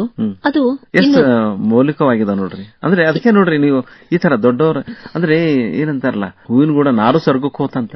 ಆ ಹೂವನ್ನು ರವೀಂದ್ರನಾಥ್ ಅವ್ರ ಜೊತೆಗೆ ನೀವು ನಾರಾದ್ರೂ ಕೂಡ ಸ್ವರ್ಗವನ್ನು ತಲುಪುವಂತ ಪ್ರಯತ್ನ. ಅದೇ ಒಂದ್ ಕಡೆ ಕುವೆಂಪು ಅವ್ರು ಹೇಳ್ತಾರಲ್ಲ, ಒಬ್ಬ ಕವಿಯ ಕೈ ಇನ್ನೊಬ್ಬ ಕವಿಯ ಕಿಸೆಯಲ್ಲಿದೆ ಅಂತ ಹೇಳಿ. ಹಂಗಾರೆ ಕೊನೆಯವ್ರದ್ದು ಯಾರ್ದೈತಿ ಅಂತ ಹೇಳಿದಾಗ ಹೇಳ್ತಾರ ಅವರು, ನಾವು ವೃತ್ತಾಕಾರವಾಗಿ ನಿಂತಿದ್ದೇವೆ ಅಂತ. ಇಲ್ಲಿ ಸರ ಸಾಹಿತ್ಯ ಅನ್ನುವುದು ಜೀವನದ ಅನುಭವದ ಪ್ರತಿಬಿಂಬ. ಹಾಗಾಗಿ ನಾವೆಲ್ಲ ಒಂದು ಜೀವನದಲ್ಲಿ ಇರುವುದರಿಂದ ಒಂದು ಮನುಷ್ಯತ್ವದ, ಮಾನವೀಯತೆಯ, ಅಪ್ರೀತಿಯ, ಅಂತಃಕರಣದ ತತ್ವಗಳು ಎಲ್ಲರೂ ಹೃದಯಕ್ಕೂ ಹತ್ತಾವ. ಹಾಗಾಗಿ ಬಹುಶಃ ಯಾವುದೋ ದೇಶದಲ್ಲಿ ಬರೆದಂತ ಕವಿಯ ಸಾಲು ಇಲ್ಲಿ ಕನ್ನಡದಲ್ಲಿಯೂ ಕೂಡ ಒಡಮೂಡ್ಲಿಕ್ಕೆ ಕಾರಣ ಅಂದ್ರೆ ಅದು ಮನುಷ್ಯತ್ವ ನೋಡ್ರಿ. ಅಂದ್ರೆ ಒಬ್ಬ ಸಾಹಿತಿಯಾಗಿ ಸಾಹಿತ್ಯಗಳೊಡನೆ ಒಡನಾಟ, ಸಾಹಿತ್ಯದ ಒಡನಾಟ ಹೇಗೆ ಮನಸ್ಸನ್ನ ಶ್ರೀಮಂತಗೊಳಿಸ್ತದ ಅಂದ್ರೆ ಅನ್ನೋದನ್ನ ತಮ್ಮ ಮಾತುಗಳೆಲ್ಲ ವ್ಯಕ್ತ ಆಗ್ತಾ ಇದೆ. ಡಾಕ್ಟರ್ ಶಾರದಾ ಮುಳ್ಳೂರ್ ಅಂದ್ರೆ ಈ ಜಮಖಂಡಿ ಭಾಗ, ಈ ಬಾಗಲಕೋಟೆಯೊಳಗ, ಈ ವಿಜಯಪುರಕ್ಕೂ ಕೂಡ ಬಹಳ ಎತ್ತಿದ ಕೈ, ತುಂಬಾ ಸಂಘಟನೆ ತುಂಬಾ ಹೆಸರಾದಂತವ್ರು. ಸಾಕಷ್ಟು ಸಾಹಿತ್ಯಪರ ಚಟುವಟಿಕೆಗಳನ್ನು ತಾವು ಮಾಡಿದಿರಿ, ಮತ್ತೆ ಎಲ್ಲರನ್ನು ಕರ್ಕೊಂಡು ಬಂದಿರಿ ನೀವು. ಆ ನಿಮ್ಮ ಸಂಘಟನೆ ಅನುಭವ, ಕನ್ನಡ ಪರ ಸಂಘಟನೆ ಮಾಡೋದಂದ್ರೆ ಅದೊಂಥರ ದೇವರ ಕಾರ್ಯ ಮಾಡಿದಂಗೆ. ಅದು ಹೆಂಗ್ ಮಾಡಿದಿರಿ, ಎಷ್ಟು ಯಶಸ್ವಿಯಾಗಿರಿ ಸರ್? ಒಂದು ನಾವು ಯಾವುದೇ ಒಂದು ಸಂಘಟನೆ ಮಾಡಬೇಕಾದ್ರ ಅದ್ರ ಹಿಂದಿನ ಪರಿಸರ ನಮಗ್ ಕಾರಣ ಆಗ್ತೈತಿ. ನಮ್ಮ ಜಮಖಂಡಿ ಭಾಗದ ಪರಿಸರ ಎಂತಾದಂದ್ರ ಮರಾಠಿಮಯವಾಗಿದ್ದ ಪಟವರ್ಧನ ಮಹಾರಾಜರ ಸಂಸ್ಥಾನಿಕರು ಆಳಿದಂತ ನಾಡು ಅದು ಆ ಭಾಗ.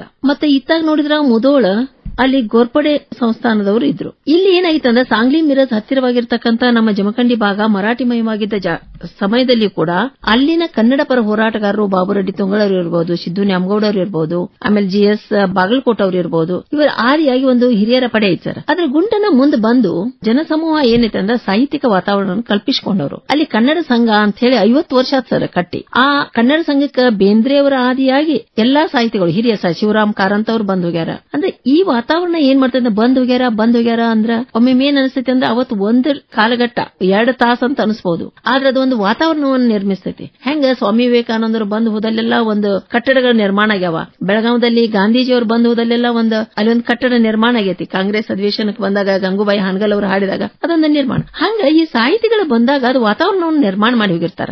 ಅಲ್ಲಿ ಬಸವರಾಜ್ ಕಟ್ಟಿಮನಿಯವರು ಕಟ್ಟಿದಂತ ಕನ್ನಡ ಸಂಘ ಜಮಖಂಡಿಯಲ್ಲಿ ಐತಿ. ಆ ಭಾಗದ ಜನರೆಲ್ಲ ಮರಾಠಿ ಹೋಗಿಸ್ಲಿಕ್ಕೆ, ಕನ್ನಡ ತರಲಿಕ್ಕೆ ಪ್ರಯತ್ನ ಮಾಡಿದಂತ ಜನಸಮೂಹ ಐತಿ. ಅಂದ್ರೆ ನಗರಸಭೆಯಿಂದ ಮರಾಠಿವನ್ನ ಹೋಗಿಸಿ ಕನ್ನಡವನ್ನ ತಂದಂತವ್ರು. ಹಿಂಗ ವಿಜಯಪುರ ಬಾಗಲಕೋಟೆ ಜಿಲ್ಲೆಯಲ್ಲಿ ಅರ್ಜುನ್ ಕೊರಟ್ಕರ್ ಅಂತ ಅವರಿದ್ರು. ಅವರ ಆದಿಯಾಗಿ ಒಂದು ಸಂಘಟನೆ ಇತ್ತು.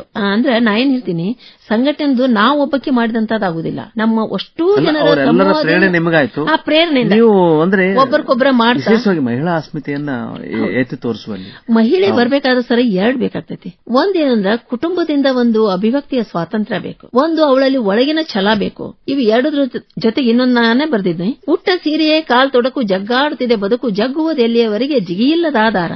ಹೆಣ್ಮಕ್ಳಿಗೆ ಏನಾಗೈತೆ ಅಂದ್ರೆ ಉಟ್ಟ ಸೀರೆಯೇ ಕಾಲ್ ತೊಡಕು. ನಮ್ಗೆ ಹೆಣ್ತನ ಅನ್ನೋದನ್ನ ನಮಗೇನ ಒಂದು ಶಾಪ ಆತೇನೋ, ಶಾಪ ಅನ್ನಕ್ ನಾ ಒಪ್ಪುದಿಲ್ಲ. ಯಾಕಂದ್ರೆ ನಾನು ಇನ್ನೂ ಮತ್ತೆ 7 ಜನ್ಮ ಇದ್ರೆ ನಾ ಹೆಣ್ಣಾಗಿ ಹುಟ್ಟಿ ಸಾಧಿಸ್ತೇನೆ. ಆದ್ರೆ ಕೆಲವು ಜನರಿಗೆ ಅದೇನಾಗ್ಬಿಟ್ಟೈತಿ ಅಂದ್ರೆ ಹೆಣ್ಣಾಗಿದ್ದ ಶಾಪ ಆಗ್ಬಿಟ್ಟೈತಿ. ಹಾಗಾಗಿ ಅವ್ರನ್ನ ಕೌಟುಂಬಿಕ ಜವಾಬ್ದಾರಿಗಳಿಂದ ಹೊರಗೆ ಬರ್ಲಿಕ್ಕೆ, ಹೊರಗೆ ಬಂದ ಅವ್ರ ಕೂತ್ರು ಮನೆಯಾಗಿನ ಕುಕ್ಕರ್ ಸೀಟಿ ಬಗ್ಗೆನ ಅವ್ರು ಚಿಂತೆ ಮಾಡ್ತಿರ್ತಾರ. ಅಂದ್ರೆ ಅದೊಂದು ಅವಶ್ಯಕತೆನೂ ಆಗಿರ್ತೈತಿ. ಅಂದ್ರೆ ತಾಯಿಯಾಗಿ ಅವಳು ಉಣಿಸುವಂತದ್ದು. ಏಕಕಾಲದಲ್ಲಿ ಅವಳು ಹಲವಾರು ಜವಾಬ್ದಾರಿಗಳನ್ನ ನಿಭಾಯಿಸುವಂತ ಜವಾಬ್ದಾರಿ ಆಚೆಗೂ ಈ ಸಂಘಟನೆಗಳಲ್ಲಿ ಇತರೆ ಇದೇ ಒಂದಂತಲ್ಲ, ಸಾಹಿತ್ಯಿಕ ಅಲ್ಲ, ಯಾವುದೇ ಚಟುವಟಿಕೆಯಲ್ಲಿ ಅವ್ರು ತೊಡಗಿಸಿಕೊಳ್ಳುವುದು ಸ್ವಲ್ಪ ಹಿಂದೆ ಕಷ್ಟವಾಗಿತ್ತೇನೋ. ಈಗ ಇತರೆ ಚಟುವಟಿಕೆಗಳಿಗೆ ಹೋಗ್ತಾರೆ, ಆದ್ರೆ ಅದನ್ನ ಮೌಲ್ಯಯುತವಾಗಿ ಆಯ್ಕೆ ಮಾಡಿಕೊಳ್ಳಬೇಕಾಗಿದ್ದು ಹೆಣ್ಮಕ್ಳಿಗೆ ಬಿಟ್ಟೈತೆ. ನೋಡ್ರಿ ಡಾಕ್ಟರ್ ಶಾರದಾ ಮುಳ್ಳೂರ್ ಅವರೇ, ನೀವು ಅಂದ್ರೆ ಮಹಿಳೆ ಹೇಗೆ ಅಂದ್ರೆ ದುರ್ಗಾ ಮಾತೆ ಬರ್ತಾರೆ, ಸಾವಿರಾರು ಕೈಗಳು ಅಂದ್ರೆ ಕೈಗಳನ್ನು ಇವತ್ತಿನ ನಿಮ್ಮ ಎದುರಿಗಿರುವ ಎಲ್ಲಾ ಹೆಣ್ಮಕ್ಳಿಗೂ ನಾ ಹೇಳ್ತೀನಿ, ಅವ್ರ ಕೈಗಳು ನಿಮಗ್ ಕಾಣಿಸಂಗಿಲ್ಲ ಅಷ್ಟೇ, ದುರ್ಗಾ ಮಾತೆ ಅಂತಾನೆ ಅವ್ರಿಗೆ ಒಂದಿಷ್ಟು, ಅವ್ರಿಗೆ 8 ಕೈ ಇರ್ಬೋದು, ಕೈಯಿಂದ ಕೆಲಸ ಮಾಡ್ತಾರೆ, ಹೊರಗಡೆ ಕೆಲಸ ಮಾಡ್ತಾಳ, ಮನೆಯೊಳಗೆ ಅಡಿಗೆ ಕೆಲಸ ಮಾಡ್ತಾಳ, ಹೊರಗಡೆ ಏನಿದ್ರು ಮಾಡ್ತಾಳ, ಅಂದ್ರೆ ಕುಟುಂಬಕ್ಕೆ ಏನ್ ಬೇಕು ಅದೆಲ್ಲ ವಿಚಾರ ಮಾಡ್ತಾಳ, ಗಂಡ ಮಕ್ಕಳು ಹೆಂಗಿದಾರಂತ ವಿಚಾರ ಮಾಡ. ಅಂದ್ರೆ ಮಹಿಳಾ ಶಕ್ತಿಯ ಬಗ್ಗೆ ನನಗೆ ಖಂಡಿತ ವಿಸ್ಮಯ ಇದೆ. ಬಹಳ ಸಂತೋಷ ಡಾಕ್ಟರ್ ಶಾರದಾ ಮುಳ್ಳೂರ್ ಅವರೇ, ನಿಮ್ ಜೊತೆ ಮಾತಾಡ್ತಾ ಸಾಕಷ್ಟು ಸಾಹಿತ್ಯದ ಹೂಗಳನ್ನು ಮಾತಾಡಿದ್ವಿ. 1-2 ಮಾತುಗಳನ್ನು ನಾನು ಹೇಳ್ಬೇಕು ಅಂತಂದ್ರೆ, ತಾವು ಸೃಜನ್ ಆಗ್ಲುತ್ತಮಠ ಅವರ ಸಾಹಿತ್ಯ ಕುರಿತಂತೆ ಕೂಡ ಬಹಳ ಇಷ್ಟಪಟ್ಟಂತವ್ರು. ಅವರು ವೈದ್ಯಕೀಯ ಸಾಹಿತ್ಯವನ್ನು ಇಷ್ಟು ಚೆನ್ನಾಗಿ ಕಟ್ಕೊಡ್ತಿದ್ರು ಮತ್ತಷ್ಟೇ ಸರಳವಾಗಿ ಜೀವನ ಮಾಡಿದ್ರು ಅವರು. ಹಾಗೇನೆ ಇವ್ರ ಬಗ್ಗೆನೂ ತ್ರಿವೇಣಿ, ಕೊಡಗಿನ ಗೌರಮ್ಮ ಮತ್ತು ತ್ರಿವೇಣಿ ಅವರ ಸಾಹಿತ್ಯ ಅವಲೋಕನ ಕೂಡ ಮಾಡಿದಿರಿ. ಸಾಕಷ್ಟು ಜನ. ನಾನು ಕರ್ನಾಟಕ ಸಾಹಿತ್ಯ ಅಕಾಡೆಮಿಯ ಸದಸ್ಯ ಆಗಿದ್ದೆ ಸರ್. ಅವಾಗ ವಿಚಾರ ಸಂಕಿರಣಗಳನ್ನ ಇಟ್ಕೊಂಡು ಒಂದು 8 ವಿಚಾರ ಸಂಕಿರಣಗಳನ್ನ ನಾನು ಮಾಡ್ಕೊಂಡಿದ್ದೆ. ಅವಾಗ ಡಾಕ್ಟರ್ ಸಜ್ಜನ್ ಆಗ್ಲೋತಿಮಠ್ ಅವರ ಸಾಹಿತ್ಯ ಅವಲೋಕನ, ರಾವ್ ಬಹದ್ದೂರ್ ಅವರ ಸಾಹಿತ್ಯ ಅವಲೋಕನ ಮಾಡಿದ್ವಿ. ಅದು ವಿಶೇಷ ಹೇಳ್ಬೇಕಂದ್ರೆ ರಾವ್ ಬಹದ್ದೂರ್ ಅವರ ಎಲ್ಲಾ ಕೃತಿಗಳು ಒಂದೇ ಕಡೆ ಸಿಗ್ತಿರ್ಲಿಲ್ಲ. ಅವು ಎಲ್ಲವುಗಳನ್ನ ಒಂದೇ ಕಡೆ ಸಿಗುವಂತೆ ವಿಚಾರ ಸಂಕಿರಣವನ್ನು ಮಾಡಿ ಅದನ್ನ ಪುಸ್ತಕ ರೂಪದಲ್ಲಿ ಕೂಡ ಅಕಾಡೆಮಿ ಮೂಲಕ ತಂದಿದ್ದೇವೆ, ನಾನು ಮತ್ತು ಬಾಳಾಸಾಹೇಬ್ ಲೋಕಾಪುರ್ ಅವರು. ಸಜ್ಜನ್ ಆಗ್ಲೋತಿಮಠ್ ಅವರು ಬಗ್ಗೆ ಹೇಳ್ಬೇಕಂದ್ರೆ ಅವರನ್ನ ಮಾನಸ ಪುತ್ರಿ ಅಂತಾನೆ ಕರೀತಾರ ಆ ಭಾಗದಲ್ಲಿ. ಅವರು ಹೆಸರು ತೆಗೆದ್ರೆ ನಾನು ಒಂದು 2 ತಾಸು ಮಾತಾಡ್ತೀನಿ ಅಂತ ಆತರ. ಸಜ್ಜನ್ ಆಗ್ಲೋತಿಮಠ್ ಅವರು ಬಡತನದಿಂದ ಬಂದವರು, ಅಲ್ಲೇ ಬನ್ನಟ್ಟಿ ಅವರು ಕ್ಯಾನ್ಸರ್ ತೀರ್ಕೋತಾರ. ನಿಮ್ಮ ಆಕಾಶವಾಣಿಯಲ್ಲಿ ಅವ್ರ ಸಂದರ್ಶನದಲ್ಲಿ ಒಂದ್ ಕಡೆ ಹೇಳಿದ್ದಾರೆ. ಅದು ಸಂದರ್ಶನ ಲಭ್ಯ ಇದೆ. ಡಾಕ್ಟರ್ ಬಸವರಾಜ್ ಸಾದರ್ ಮಾತಾಡಿದ್ದಾರೆ. ಅದನ್ನ ಹೇಳ್ತಾರೆ ನೋಡಿ ಅವರು, ನಿಮ್ಗೆ ಅತಿ ಸಂತೋಷದ ದಿನ ಯಾವುದು ಅಂದ್ರೆ ನನ್ನ ತಾಯಿ ತೀರ್ಕೊಂಡಿದ್ದು ಅಂತ. ಯಾಕಂದ್ರೆ ಆಕಿ ಅಷ್ಟು ನೋವಿನಲ್ಲಿದ್ದು ಆ ಹಿಂಸೆ ಮುಗೀತು ಅನ್ನೋದು ಒಂದ್ ಕಡೆ. ಆದ್ರ ಅವರು ತಮ್ಮ ಬಡತನದ ಆ ಗಡಿಗೆಯಲ್ಲಿ ಸದಾಶಿವಯ್ಯ, ಜಂಬಯ್ಯ, ನಾಗಲೋತಿಮಠ್ ಅವರು ಅಲ್ಲಿ ಮುಲ್ಕಿ ಪರೀಕ್ಷೆದಲ್ಲಿ ಪಾಸ್ ಆಗ್ತಾರ, ಮುಂದೆ ಉನ್ನತ ವ್ಯಾಸಂಗಕ್ಕೆ ಹೋಗ್ತಾರ. ಎಲ್ಲಾ ಕಡೆನೂ ಅವರು ವ್ಯಾಸಂಗದಲ್ಲಿ ಮುಂದುವರೆದಿದ್ದನ್ನ ಛಲವಾಗಿ ತಗೋತಾರ. ಅದು ಇವರು ಬಿಚ್ಚಿದ ಜೋಳಿಗೆ ಅಂತ ಹೇಳಿ ಒಂದು ಆತ್ಮಚರಿತ್ರೆ ಐತೆ ಸರ್. ಅದನ್ನ ಪ್ರತಿಯೊಬ್ಬರು ತಮ್ಮ ಮನೆಯಾಗಿ ಇಟ್ಟು ತಮ್ಮ ಮಕ್ಕಳಿಗೆ ಓದಿಸ್ಬೇಕು. ಯಾಕೆ ಓದಿಸ್ಬೇಕು ಅಂತಂದ್ರೆ ಮಕ್ಕಳು ಹೆಂಗೆ ಬೆಳಿಬೇಕು ಅನ್ನೋದಕ್ಕೆ ಒಂದು ಮಾದರಿ. ಅವರು ಶಿಷ್ಯ ಹೆಂಗಿರ್ಬೇಕು ಅನ್ನೋದಕ್ಕೆ ಅವರು ಕುಲಕರ್ಣಿ ಸರ್ ಕಡೆ ಶಿಷ್ಯತ್ವವನ್ನು ಪಡೆದಿದ್ದನ್ನ ಹೇಳ್ತಾರ. ಅಂತವ್ರು ಅಂದ್ರೆ ವಿನಮ್ರವಾಗಿ ಒಬ್ಬ ಮನುಷ್ಯ ಆಗಿ ಹೆಂಗ್ ಬದುಕಬೇಕು ಅನ್ನೋದನ್ನು ಕಲಿಸಿದ್ರು. ಬಡತನ ಕಾರಣ ಅಲ್ಲ. ಆ ಬಡತನವನ್ನ ಮೆಟ್ಟಿ ನಿಂತು ಇವರು 12 ದೇಶಕ್ಕೆ ಅಂತಾರಾಷ್ಟ್ರೀಯ ಮಟ್ಟದಲ್ಲಿ ಉಪನ್ಯಾಸಕ್ಕೆ ಹೋಗ್ತಾರ. ಕ್ಯಾನ್ಸರ್ದ ಶ್ರೇಷ್ಠ ತಜ್ಞರು ಅನ್ನಿಸ್ಕೋತಾರ. ಬ್ರುಷೆಲ್ಲಾ ಅನ್ನುವಂತ ಹೊಸ ರೋಗವನ್ನ ಇವರು ಕಂಡುಹಿಡಿತಾರ. ಅದಲ್ದನ ಹರಳು ಮ್ಯೂಸಿಯಂ ಅನ್ನ ವಿಜಾಪುರದಲ್ಲಿ ಮಾಡಿದ್ರು ಸರ್. ಆಮೇಲೆ ಬೆಳಗಾವದಲ್ಲಿ ನೆಹರು ಮ್ಯೂಸಿಯಂ, ಏಷ್ಯಾದಲ್ಲೇ 2ನೇ ದೊಡ್ಡ ಮ್ಯೂಸಿಯಂ ಅಂತ ಕರೆಸ್ಕೊಂಡಂತದ್ದು. ರೋಗ ನಿದಾನ ಶಾಸ್ತ್ರವನ್ನ ಕಲ್ತಂತವ್ರು, ರೋಗ ಹೆಂಗ್ ಹುಟ್ಟೈತಿ ಅನ್ನೋದನ್ನ ಹೇಳಿದಂತವ್ರು. ಬಹಳ ಸಂತೋಷ ನೋಡ್ರಿ. ನಿಮ್ ಮಾತು ಕೇಳ್ತಾ ಸಮಯ ಹೋದ ಗೊತ್ತಾಗಿಲ್ಲ. ಬಹಳ ವಿಸ್ತೃತವಾಗಿ ತಾವು ಚರ್ಚೆ ಮಾಡಿದ್ವಿ. ಕೊನೆದಾಗ ಒಂದ್ ಮಾತು ಕೇಳಬೇಕು. ಯಾಕಂದ್ರೆ ತಾವು ಶಿಕ್ಷಕಿಯಾಗಿ ಬಹಳ ವ್ಯಾಪಕ ಅನುಭವ ಹೊಂದಿದಂತವ್ರು. ಮಕ್ಕಳಿಗೆ, ಮುಂದಿನ ಪೀಳಿಗೆಯವರಿಗೆ ಕೂಡ ಕನ್ನಡ ಸಾಹಿತ್ಯದ ಒಂದು ಈ ವಿಜೃಂಭಣೆ ಏನಿದೆ ಅಲ್ಲ, ವಿಜೃಂಭಿತ ಸಾಹಿತ್ಯ ನಮ್ದು ಕನ್ನಡ ಸಾಹಿತ್ಯ ಅನ್ನೋದು, ಇದರ ಒಂದು ಮಜಲುಗಳು ಅವ್ರಿಗೆ ತಿಳಿಬೇಕಲ್ಲ. ಮಕ್ಕಳಲ್ಲಿ ಕನ್ನಡ ಬಗೆಗಿನ ಅಪರಿಮಿತ ಪ್ರೇಮ ಹೆಚ್ಚಾಗಬೇಕು ಅಂತಂದ್ರೆ ಏನ್ ಮಾಡ್ಬೇಕು ಅಂದ್ರೆ, ಕನ್ನಡ ಸಾಹಿತ್ಯದ ಒಂದು ಅವಲೋಕನ ಸಮಯದೊಳಗ ಮುಂದಿನ ಪೀಳಿಗೆಯನ್ನ ಅವ್ರು ಸಂರಕ್ಷಿಸುವ ನಿಟ್ಟಿನೊಳಗ, ಅವ್ರಿಗೆ ಉತ್ತಮವಾದನ್ನು ಕೊಡೋ ನಿಟ್ಟಿನೊಳಗ ಶಿಕ್ಷಕರಾದವ್ರ ಕರ್ತವ್ಯ ಏನು? ನಮಗ ಪಠ್ಯ ಪುಸ್ತಕದಲ್ಲಿ ಏನದಾವ ಅಂದ್ರ ಎಲ್ಲಾ ಮಾದರಿಯ ಪಾಠಗಳಿರ್ತಾವ ಸರ್. ಪ್ರಬಂಧ, ಪ್ರವಾಸ ಕಥನ, ಪದ್ಯ, ಗದ್ಯ, ಹಳೆಗನ್ನಡ. ಈಗ ಉದಾಹರಣೆಗೆ ಹೇಳ್ಬೇಕಂದ್ರೆ ನಿಮ್ಗ ಹರಿಹರನ ಒಂದು ಇದೈತಿ, ಯಾವುದು ಹರಲೀಲಿ ಅನ್ನೋದು ಒಂದು 9th ಒಂದು ಪದ್ಯ ಒಂದು ಪಾಠ ಬಂತು. ಆ ಪಾಠ ಬಂದಾಗ ನಾವು ಅದನ್ನ ಮಕ್ಕಳಿಗೆ ರುಚಿಸುವಂತಾನೆ ಹೇಳ್ಬೇಕು. ಅಲ್ಲೇ ಒಂದು ಬರ್ತದೆ ಸರ, ಗಮಕಿ ಶೈಲಿಯಲ್ಲಿ, ಅಂದ್ರೆ ರನ್ನನ ನಂಬಿಯಣ್ಣನ ರಗಳೆಯಿಂದ ಆಯ್ದ ಭಾಗ. ದೇವಮಣಮಂದ ಪುತ್ತೂರ್ಗೆ ಬರವುತ್ತಮಿರೆ ಇಂತೋರ್ವಾಯಿ ತಂದು ಭಿನ್ನಪ ಎನ್ನುತ್ತಿರೆ ದೇವಲಗ್ನದ ಮುಹೂರ್ತಂಬರಂಬನದೊಳಗೆ ದೇವ ಸುಖದಿಂದಿರ್ಪುದಿ ಊರ ಬನದೊಳಗೆ ಅಂತ ನಾವ್ ಹೇಳಿದ್ವಿ ಅಂದ್ರ ಆ ನಮ್ಮ ಧ್ವನಿ ಏರಿಳಿತಗಳಿರ್ಬೋದು. ಇದು ಏನ್ ಅರ್ಥ ಆತೋ ಬಿಡ್ತೋ ಈಗ ನಾ ಅಂದಿದ್ದು, ಆದ್ರ ಮಕ್ಕಳಿಗೆ ಆ ಲಯದಿಂದ ಹೋಗ್ತಾರ. ಅದೇನೋ ಖುಷಿ ಕೊಡ್ತದ. ಆ ಖುಷಿ ಕೊಟ್ಮೇಲೆ ಅಂದ್ರೆ ಹಳೆಗನ್ನಡ ಅಂದ್ರೆ ಹಿಂಗಿತ್ತು. ಆರಾತಿಯ ಕವೀಶ್ವರರಾರುಂ ಉನ್ನಾರ್ತರಿಲ್ಲ ವಾಗ್ದೇವಿಯ ಬಂಡಾರ್ದ ವಾಗ್ಮುದ್ರೆಯಂ ಒಡೆದಂ ಕವಿರನ್ನಂ ಅನ್ನುವಂತ ರನ್ನನ ಸಾಲಿರ್ಬೋದು. ವೀರ ರವಿಸುತ್ತ ನೊಂದು ದಿನ ರವಿವಾರದಲ್ಲಿ ಪರಿತೋಷಮಿಗೆ ಭಾಗೀರಥಿ ತೀರದಲ್ಲಿ ಆಂತರ್ಕ್ಯವನ್ನು ಕೊಡುತ್ತಾ ಬರಲು ತಾಯ್ಗೆದಿರಾಗಿ ರವಿಸುತ್ತ ನಿರದೆ ಬಂದನು ದಂಡದಂತಿರೆ ಚರಣದಲ್ಲಿ ಮೈ ಇಕ್ಕಲಾತನ ನೊಸಲ ನೆಗಹಿದಳು. ಕುಂತಿಕರ್ಣರ ಸಮಾಗಮವನ್ನು ಇಲ್ಲೇ ಭೇಟಿಯಾಗುವ ಸಂದರ್ಭವನ್ನ ಹೇಳ್ತಾರೆ. ಹಿಂಗ ಹೇಳ್ತಾನ ಈಗ ಹೊಸಗನ್ನಡಕ್ಕೆ ಬಂದಿವಂದ್ರ ಎರಿಯಂತೆ ಕರಕರಗಿ ಮಳಲಂತೆ ಜರಿ ಜರಿದು ಕನಸಿನಲ್ಲಿ ಕಳವಳಿಸಿ ಆನು ಬೆರಗಾದೆ ಅನ್ನುವಂತ ಅಕ್ಕನ ವಚನ ಇರಬಹುದು. ಈ ಸಾಲುಗಳು ಬಂದಾಗ ಈಗ ನಮ್ಮ ಪೂತಿನ ಅವರ ಸಾಲುಗಳಿರ್ಬೋದು. ಒಬ್ಬ ಕವಿ ಪರಿಚಯ ಮಾಡುವಾಗ ಇನ್ನೊಬ್ಬ ಕವಿಯ ಸಾಲುಗಳನ್ನ ಹೇಳಿ ಮಕ್ಕಳಿಗೆ ರಂಜಿಸುತ್ತಾ, ಅಂದ್ರೆ ಅಲ್ಲಿ ಏನಿದೆ ಅಂದ್ರೆ ಖುಷಿ ಕೊಡ್ಬೇಕು. ಮೊದಲು ನಾವು ಆ ಖುಷಿ ಕೊಡ್ಕೋತಾನ. ಈಗ ಬೇಂದ್ರೆ ಅವ್ರದ್ದು ಒಂದು ಬಂತಂದ್ರ ಅದಕ್ಕೆ ನಾವು ಹಲವಾರು ಪದ್ಯದ ಸಾಲುಗಳನ್ನ ಅವರಿಂದಲೇ ಹೊರಡಿಸಿ, ನಿಮಗೆ ಹಾಡು ಗೊತ್ತಾ ಅಂದಾಗ ಅವ್ರು ಹೇಳ್ತಾರೆ ಕೆಲವೊಂದು ತಮಗ್ ಗೊತ್ತಿದ್ದನ್ನ. ಅದನ್ನ ಹೇಳ್ತಾ ಹೇಳ್ತಾ ನಾವು ನಮಗ್ ಗೊತ್ತಿದ್ದನ್ನ ಘಮ ಘಮಾಡಿಸ್ತಾವ ಮಲ್ಲಿಗೆ ನೀವು ಹೊರಟು ನಿಂತಿದ್ದೀಗ ಎಲ್ಲಿಗೆ. ಅದ್ರಲ್ಲಿ ಇರ್ತಕ್ಕಂಥ ಎಳೆ ನೋಡಿ ಎಷ್ಟ್ ಚಂದ ಅಂದ್ರೆ ಎಸಳು, ಕಣ್ಣರೆಪ್ಪೆ, ಸಣ್ಣ ಸಣ್ಣ ಅಂಶಗಳನ್ನ ಅವ್ರು ಹೇಳ್ತಕ್ಕಂಥದ್ದಿರ್ಬೋದು. ಇವನ್ನ ಹೇಳುವಾಗ ನಾವು ನಮ್ಮ ಮೊದಲು ಮೈ ತುಂಬಿಕೊಂಡಂಗ ಮಾತಾಡಕತ್ತೀವಂದ್ರ ಮುಂದ್ ಕುಂತವ್ರೆಲ್ಲ ಸುಮ್ಮಾಗ್ತಾರೆ. ಅದಕ್ಕೆ ಕಾರಣ ಅಂದ್ರ ನಮಗ್ ಕಲಿಸಿದಂತ ಗುರುಗಳು ಡಾಕ್ಟರ್ ಸಂಗಮೇಶ್ ಬಿರಾದರ್ ಅಂತವ್ರು. ಅವಾಗ ಅವರು ನಮ್ಮ ಪಾಠ ಎಷ್ಟಿದೆ ಅದಕ್ಕೆ ಮೊದಲ ಬಂದು ನಿಂತಿರ್ತಿದ್ರು. ಮುಂಜಾನೆ 7 ಗಂಟೆಗೆ 7:15 ಪಾಠ ತನ 7 ಇರೋರು. ಅವ್ರ ಮೈ ತುಂಬಿ ಹೇಳ್ತಕ್ಕಂತ ಹಳೆಗನ್ನಡ ಶೈಲಿ ನಮ್ಗೆ ಇವತ್ತ ಯಾವುದೇ ಹಳೆಗನ್ನಡ ಪಾಠ ಕೊಟ್ಟು ಓದಾಕ್ ಬರುವಂಗಾಯ್ತು. ಹಿಂಗ ನಾವು ಮಕ್ಕಳ ಮುಂದ ಇವು ಬೇರೆ ಬೇರೆ ಸಾಹಿತ್ಯ, ರಗಳೆ ಸಾಹಿತ್ಯ ಇರಬಹುದು, ಚೌಪದಿ ಇರಬಹುದು, ತ್ರಿಪದಿಗಳು ಇರಬಹುದು, ಅದೇ ಶೈಲಿಯಲ್ಲಿ ಹೇಳ್ತಾ ಹೇಳ್ತಾ ಅದರ ಮೌಲ್ಯವನ್ನ ಹೇಳಿದ್ರ. ಈಗ ವಿದೇಶಿ ಅಂದ್ರೆ ಪ್ರವಾಸ ಕಥನಗಳಿರಬಹುದು, ಅವನ್ನ ಹೇಳುವಾಗ ಅವರಿಗೆ ಕೆಲವೊಂದು ವರ್ಕ್ಗಳನ್ನು ಕೊಟ್ಟು ಅವನ್ನ ಮತ್ತೆ ತೊಡಗಿಸ್ಕೊಳ್ಬಹುದು. ನಾ ಹಂಗೆ ಮಾಡಿದೆ. ನಮ್ಮ ಹುಡುಗರೆಲ್ಲ ಸರ್ ನಿಮ್ಗ 8th 9th 10th ಅಷ್ಟೇ ಮಕ್ಕಳು ಇವ್ರ ಕವಿತಾ ಬರೀತಾರ ಅಂತ ಅನಿಸಬಹುದು ನಿಮ್ಗ. ಅಂತವ್ರು 100ಕ್ಕೂ ಮಿಕ್ಕಿ ಬರೆದಂತ ಕವಿತೆಗಳನ್ನ ನಾನು ಬೆಳ್ಳಿ ಮೋಡದಲ್ಲಿ ಬಣ್ಣದ ಹೂಗಳು ಅನ್ನುವಂತ ಒಂದು ಪುಸ್ತಕದಲ್ಲಿ ಸಂಗ್ರಹ ಕೂಡ ಮಾಡಿದೆ. ಅಂದ್ರೆ ಅವರಲ್ಲಿ ಸಾಹಿತ್ಯಿಕ ಅಭಿರುಚಿಯನ್ನ ಬೆಳೆಸಬಹುದು. ಸೃಜನಶೀಲವಾಗಿ ತಾವು ಪ್ರಯತ್ನ ಮಾಡ್ತೀರಿ. ಅದು ನಮಗೂ ಖುಷಿ ಕೊಡ್ತದೆ. ಅವ್ರು ಉಪಯೋಗ ಮಾಡ್ಬೇಕು. ನಾವು ಸೃಜನಶೀಲತೆಯನ್ನು ತರ್ಲಿಕ್ಕೆ ಸಾಧ್ಯ ಆದ್ರೆ, ಮಕ್ಕಳ ವಯಸ್ಸಿನಲ್ಲಿ ಇದು ಮಾಡ್ಲಿಕ್ಕೆ ಸಾಧ್ಯ ಆದ್ರೆ ಅದು ಪಕ್ವವಾಗಿ ತಯಾರಾಗ. ರವೀಂದ್ರನಾಥ್ ಠಾಗೂರ್ ಇರ್ಬೋದು, ಸಜ್ಜನ ಅಗ್ಲುತುಮಠ ಅವರು, ದೊಡ್ಡ ದೊಡ್ಡ ಹೆಸರು ಆತರ ಅವರು ಪಳಗಿದಾಗ್ಲೇ ಅಂತ ದೊಡ್ಡ ವ್ಯಕ್ತಿತ್ವ ಆಗಿರ್ತಾರೆ. ಅದು ಮಕ್ಕಳು ಆಗ್ಬೇಕು ಅಂತ ತಮ್ಮ ಅಭಿಲಾಷೆ. ನಾನು ಅಂತವ್ರ ಬಗ್ಗೆ ಉಪನ್ಯಾಸನೂ ಏರ್ಪಡಿಸ್ತೇನೆ ಸರ್. ಈಗ ನಾವೇ ಒಬ್ಬರೇ ಅನ್ನೋದಕ್ಕಿಂತ ಈಗ ನಾಗಲೋತಿಯವ್ರ ಮಠವ್ರ ಬಗ್ಗೆ ಇರ್ಬೋದು, ವಿವಿಧ ಸಾಹಿತಿಗಳ ಬಗ್ಗೆ ಇರ್ಬೋದು, ಉಪನ್ಯಾಸಗಳು, ಕಮ್ಮಟಗಳು, ಶಿಬಿರಗಳು, ಕಾವ್ಯ ಕಮ್ಮಟ, ಕಥಾ ಕಮ್ಮಟ, ಇವುಗಳು ಕೂಡ ನಮಗೇನಾಗ್ತಾವ ಅಂದ್ರೆ ಮಕ್ಕಳಲ್ಲಿ ಇರ್ಬೋದು, ಸಮಾಜದಲ್ಲಿ ಇರ್ಬೋದು. ಡಾಕ್ಟರ್ ಶಾರದಾ ಮುಳ್ಳೂರ್ ಅವರೇ, ಧನ್ಯೋಸ್ಮಿ. ತಾವು ಸಾಹಿತ್ಯದ ಒಂದು ಬದುಕಿಗೆ ತಮ್ಮನ್ನು ತಾವು ಅರ್ಪಿಸಿಕೊಂಡು ಬಿಟ್ಟಿದ್ದೀರಿ. ನಿಮ್ಮ ಜೀವನದೊಳಗೆ ಸಾಕಷ್ಟು ಸವಾಲುಗಳು ಬಂದ್ರು ಅವನ್ನೆಲ್ಲ ಎದುರಿಸಿರಿ. ಸವಾಲು ಅಂತ ಒಂದು ಮಾತು ನಾನು ಹೇಳ್ಬೇಕು ಸರ್, ಯಾಕಂದ್ರೆ ಇದು ಮತ್ತೊಬ್ಬರಿಗೆ ಪ್ರೇರಣೆ ನೀಡಬಹುದು ಅನ್ನೋ ಒಂದು ದೃಷ್ಟಿಯಿಂದ ಹೇಳ್ತೀನಿ. ನಾನು ಮದುವೆ ಆದ ನಂತರ 5 ಡಿಗ್ರಿಗಳನ್ನು ತಗೊಂಡೆ. ನಾನು ಮದುವೆ ಆಗುವಾಗ BA 2ನೇ ವರ್ಷ ಅಷ್ಟೇ ಮುಗಿದಿತ್ತು. ನಾನು BA ಫೈನಲ್ 3ನೇ ವರ್ಷ ಓದುವಾಗ ನಾನು 7 ತಿಂಗಳು ಗರ್ಭಿಣಿಯಾಗಿದ್ದೆ. ಮದುವೆ ಆಗಿತ್ತಲ್ಲ, ಹಾಗಾಗಿ. ಆಮೇಲೆ ನಾನು BEd ಮಾಡುವಾಗ ನನಗೆ 2 ಮಕ್ಕಳಿದ್ರು. MA ಮಾಡುವಾಗ ಮಕ್ಕಳು, ಗಂಡ, ನೌಕರಿ, ಅದರ ಜೊತೆಗೆ ನಾನು MA ಮಾಡಿದೆ. ಆಮೇಲೆ MEd ಮಾಡಿದೆ. ನಾನು PhD ಮಾಡುವಾಗ ನನಗೆ ಮೊಮ್ಮಗಳು ಬಂದಿದ್ಲು. ಅಂದ್ರೆ ನಾನು ಅಜ್ಜಿ ಆದ್ಮೇಲೆ ನನ್ನ PhD ಧಾರವಾಡ ವಿಶ್ವವಿದ್ಯಾನಿಲಯದಿಂದ. ಅಭಿನಂದನೆಗಳು. ಅಲ್ಲ, ನೀವು ಎಡರು ತೊಡ್ರು ಅಂದ್ರಲ್ಲ. ಅಲ್ರಿ, ಅದ್ರ ನೀವು ಬಹಳ ಆನಂದವಾಗಿ ಸ್ವಾರಸ್ಯಕರವಾಗಿ ನೀವು ಅವುಗಳನ್ನ ನಿಮ್ಮ ಜೀವನದೊಳಗೆ. ಒಂದೇ ಜೀವನ ನಮಗ, ಇಷ್ಟ ಜೀವನ ಇರುವಾಗ ನಸುನಗುತ್ತ ಬಂದೇವ ತುಸುನಗುತ್ತ ಬಾಳೋಣ, ಯಾಕಾರೆ ಕೆರಳೋಣ, ಬಡನೂರು ವರ್ಷಾನ ಹರುಷಾದೆ ಕಳೆಯೋಣ ಅಂದಂಗ ನನಗೆ ಸಾಹಿತ್ಯನೂ ಬೇಕು. ಇರುದು ಒಂದೇ ಜನ್ಮದಾಗ ನಾ ಹಾಡ್ಬೇಕು, ಒಂದೇ ಜನ್ಮದಾಗ ಕುಣಿಬೇಕು, ಒಂದೇ ಜನ್ಮದಾಗ ಅಂತ ಮಕ್ಕಳಿಗೆ ಹೇಳುವಂಗ ಅವ್ರಿಗೆ ಹೇಳ್ಕೊತ ನಾನು ಕಲ್ತೀನಿ. ನಾನು ಕ್ರೀಡೆಗಾಗಿ ಕೂಡ ನಾನು ಕಾಲೇಜ್ನಲ್ಲಿ ಗೋಲ್ಡ್ ಮೆಡಲಿಸ್ಟ್.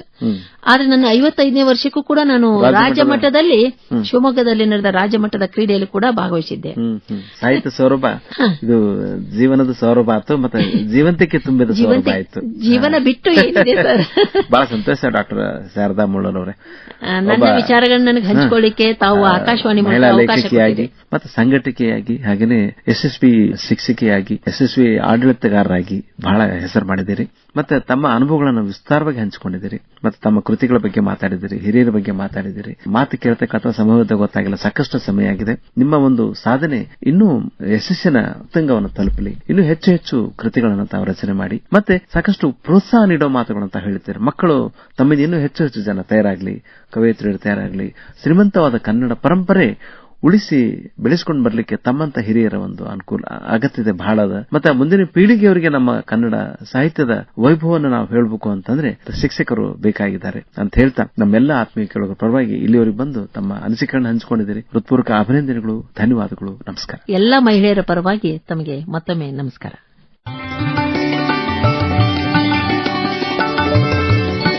ನಮ್ಮ ಒಲವುಗಳು ಮತ್ತು ಅವುಗಳನ್ನು ಬೆಳೆಸುವುದು ಹೇಗೆ, ಡಾಕ್ಟರ್ ಶಾರದಾ ಮುಳ್ಳೂರ್ ಅವರೊಡನೆ ಸಂದರ್ಶನ ಆಲಿಸಿದ್ರಿ. ಅವರನ್ನ ಸಂದರ್ಶಿಸಿದವರು ಶರಣಬಸವ ಚೋಡಿನ್, ಸಂಕಲನ ರಾಕಿ ಹಾನ್ಗಲ್. ಇದು ಇಂದಿನ ಸಾಹಿತ್ಯ ಸೌರಭ ಕಾರ್ಯಕ್ರಮ.